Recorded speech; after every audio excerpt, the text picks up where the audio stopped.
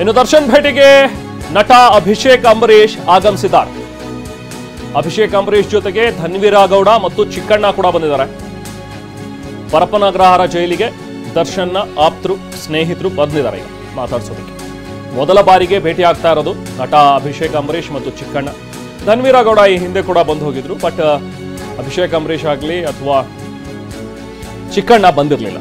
ಇನ್ನು ದರ್ಶನ್ ಭೇಟಿಗೆ ಈಗ ಅಭಿಷೇಕ್ ಅಂಬರೀಶ್ ಮತ್ತು ಚಿಕ್ಕಣ್ಣ ಕೂಡ ಬಂದಿದ್ದಾರೆ. ಇನ್ಫ್ಯಾಕ್ಟ್ ಈ ಪ್ರಕರಣದಲ್ಲಿ ಚಿಕ್ಕಣ್ಣ ಅವರನ್ನ ಕೂಡ ಕರೆಸಿ ವಿಚಾರಣೆಯನ್ನ ಮಾಡಲಾಯಿತು. ಯಾಕಂದ್ರೆ ಆವತ್ತು ಕೊಲೆ ನಡೆದಂತಹ ಒಂದು ದಿನ ಅದಾದ ನಂತರ ಪಾರ್ಟಿ ಮಾಡಿದ್ರು ಸ್ಟೋನಿ ಬ್ರೂಕ್ ಹೋಟೆಲ್ನಲ್ಲಿ ಅಂತೇಳಿ ಆ ರೆಸ್ಟೋರೆಂಟಿಗೆ ಚಿಕ್ಕಣ್ಣ ಕೂಡ ಬಂದಿದ್ರು ಅನ್ನುವಂಥದ್ರ ಬಗ್ಗೆ ಇನ್ಫಾರ್ಮೇಶನ್ ಇದ್ದಂಥ ಕಾರಣದಿಂದಾಗಿ ಪೊಲೀಸರು ಚಿಕ್ಕಣ್ಣನನ್ನ ಕೂಡ ಕರೆದು ವಿಚಾರಣೆಯನ್ನು ನಡೆಸಿದ್ರು. ಸ್ಟೇಟ್ಮೆಂಟ್ ಕೂಡ ದಾಖಲು ಮಾಡ್ಕೊಂಡಿದ್ದಾರೆ ಈಗ ಚಿಕ್ಕಣ್ಣನಿಂದ ಅವತ್ತೇನೇನಾಯಿತು, ಏನೇನು ಮಾತುಕತೆ ಆಯಿತು ಅನ್ನುವಂಥದ್ರ ಬಗ್ಗೆ. ಸೊ ಈಗ ಚಿಕ್ಕಣ್ಣ ಸೇರಿದಂತೆ ಧನ್ವೀರಗೌಡ ಮತ್ತು ಅಭಿಷೇಕ್ ಅಂಬರೀಶ್ ಎಲ್ಲರೂ ಈಗ ಜೈಲಿಗೆ ಹೋಗಿದ್ದಾರೆ. ಪರಪ್ಪನಗ್ರಹಾರ ಜೈಲಿಗೆ ಹೋಗಿ ದರ್ಶನ್ ಅವರನ್ನ ಮಾತಾಡಿಸ್ತಾ ಇದ್ದಾರೆ. ರೇಣುಕಾಸ್ವಾಮಿ ಕೊಲೆ ಕೇಸ್ನಲ್ಲಿ ಇನ್ನೂ ಜೈಲಿನಲ್ಲಿರುವಂತಹ ನಟ ದರ್ಶನ್ ಇವತ್ತಿಗೆ ಇನ್ಫ್ಯಾಕ್ಟ್ ಅವರ ನ್ಯಾಯಾಂಗ ಬಂಧನದ ಅವಧಿ ಕೂಡ ಮುಕ್ತಾಯವಾಗುತ್ತೆ. ಅದು ಎಕ್ಸ್ಟೆಂಡ್ ಆಗುವಂತಹ ಎಲ್ಲ ಲಕ್ಷಣಗಳಿವೆ. ಸೊ ಇನ್ನಷ್ಟು ದಿನಗಳ ಕಾಲ ಅವರು ಜೈಲಿನಲ್ಲೇ ಇರಬೇಕಾಗತ್ತೆ. ದೃಶ್ಯಗಳು ಕೂಡ ಲಭ್ಯವಾಗಿವೆ. TV9ಗೆ ಲಭ್ಯವಾಗಿರುವಂತಹ ಈ ಒಂದು ಫುಟೇಜ್ ಗಮನಿಸಬಹುದು. ಇದರಲ್ಲಿ ಅಭಿಷೇಕ್ ಅಂಬರೀಶ್, ಧನ್ವೀರಗೌಡ, ಚಿಕ್ಕಣ್ಣ 3 ಜನ ಜೊತೆಗೆ ಇನ್ನೊಂದಿಬ್ಬರು ಸ್ನೇಹಿತರು ಇದ್ದಾರೆ. ಎಲ್ಲರೂ ಕೂಡ ಪರಪ್ಪನಗ್ರಹಾರ ಜೈಲಿಗೆ ತೆರಳಿದ್ದಾರೆ. ಅಲ್ಲಿ ಹೋಗಿ ದರ್ಶನ್ ಅವರನ್ನ ಭೇಟಿಯಾಗಿ ಮಾತುಕತೆಯನ್ನು ಮಾಡಿ ಹೊರಗಡೆ ಬರ್ತಾರೆ.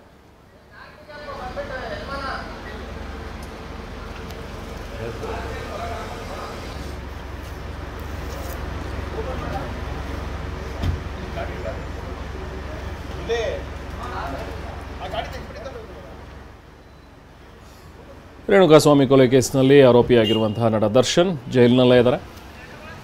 ಅವರನ್ನು ನೋಡೋದಕ್ಕೆ ಅವರ ಆಪ್ತರು, ಸ್ನೇಹಿತರು, ಅವರ ಕುಟುಂಬದವರೆಲ್ಲರೂ ಕೂಡ ಒಬ್ಬೊಬ್ಬರಿಗೆ ಬರ್ತಾ ಇದ್ದಾರೆ. ಪ್ರತಿದಿನ ಕೂಡ ಗಮನಿಸ್ತಾ ಇರ್ತೀವಿ ಅವರ ಭೇಟಿಗಾಗಿ ಬರ್ತಾ ಇರುವಂತಹ ಅವರ ಗೆಳೆಯರು ಮತ್ತು ಆಪ್ತರು. ಇವತ್ತು ಕೂಡ ದರ್ಶನ್ನ ನೋಡೋದಕ್ಕೆ ಅಭಿಷೇಕ್ ಅಂಬರೀಶ್, ಧನ್ವೀರಗೌಡ ಮತ್ತು ಚಿಕ್ಕಣ್ಣ ಆಗಮಿಸಿದ್ದಾರೆ.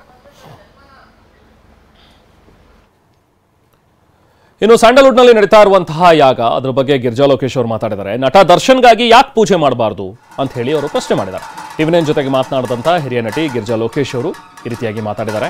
ದರ್ಶನ್ ಕೂಡ ನಮ್ಮ ಕುಟುಂಬದಲ್ಲಿ ಒಬ್ರು. ಅವನು ಚಿತ್ರರಂಗದ ಅಭಿವೃದ್ಧಿಗೆ ಕಷ್ಟಪಟ್ಟಿದ್ದಾನೆ. ಚಿತ್ರರಂಗದ ಅಭಿವೃದ್ಧಿಯಲ್ಲಿ ಅವನ ಪಾಲು ಕೂಡ ಇದೆ. ಅವನಿಗೂ ಒಳ್ಳೇದಾಗಬೇಕಲ್ವಾ ಅಂತ ಹೇಳಿ ಗಿರಿಜಾ ಲೋಕೇಶ್ ಅವರು ಮಾತಾಡಿದ್ದಾರೆ. ನಾನು ತಾಯಿಯಾಗಿ ಮಕ್ಕಳಿಗೆ ಒಳ್ಳೇದು ಬಯಸ್ಬೋದಷ್ಟೇ. ಕ್ರೌರ್ಯ ಮಾಡೋಕೆ ಅವನಿಗೆ ಬುದ್ಧಿ ಕೊಟ್ಟಿರೋದು ದೇವರೇ ಅಲ್ವಾ, ಅದಕ್ಕೆ ನಾವು ದೇವರ ಮೊರೆ ಹೋಗೋದ್ರಲ್ಲಿ ತಪ್ಪೇನಿದೆ ಅಂತ ಹೇಳಿ ಹಿರಿಯ ನಟಿ ಗಿರಿಜಾ ಅವರು ಮಾತಾಡಿದ್ದಾರೆ.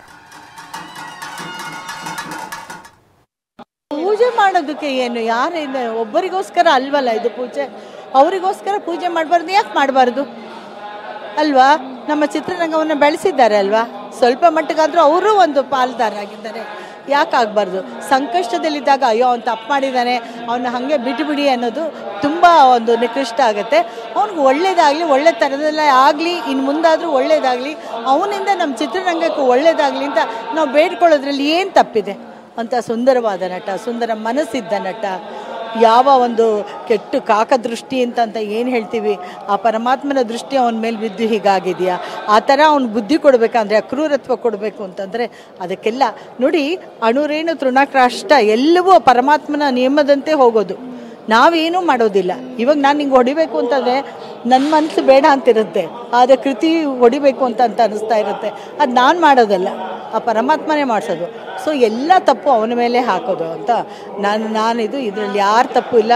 ಸೊ ನಮ್ಮ ಕಲಾವಿದರೆಲ್ಲ ಅಷ್ಟು ಒಂದು ಒಗ್ಗಟ್ಟಿಂದ ಒಬ್ಬರಿಗೋಸ್ಕರ ಪ್ರಾರ್ಥನೆ ಮಾಡ್ತಾನೆ ಅಂದರೆ ಮಾಡಲೇಬೇಕು. ಸೊ ಆದರೆ ಅದು ಅವರು ಸಮಾಜಘಾತುಕರಾಗಿರಬಾರ್ದು. ಆ ಬುದ್ಧಿಯೆಲ್ಲ ಅವರಿಂದ ತೊಲಗಿ ಇನ್ನು ಮುಂದಾದರೂ ಒಳ್ಳೆ ಜೀವನವನ್ನು ಕಲ್ಪಿಸಿಕೊಡು ಅಂತ ಬೇಡೋದ್ರಲ್ಲಿ ಯಾವ ತಪ್ಪು ಇಲ್ಲ ಅಂತ ನಾನು ಅಂದ್ಕೊಂಡಿದ್ದೀನಿ. ತಾಯಿ ಮಕ್ಕಳು ಎಂಥ ಕೆಟ್ಟವರಾದ್ರೂ ಅವರನ್ನು ಕ್ಷಮಿಸ್ತಾಳೆ ಹೊರತು ಅವ್ರನ್ನ ಕೊಂದು ಬಿಡೋದಿಲ್ಲ ಅಲ್ವಾ?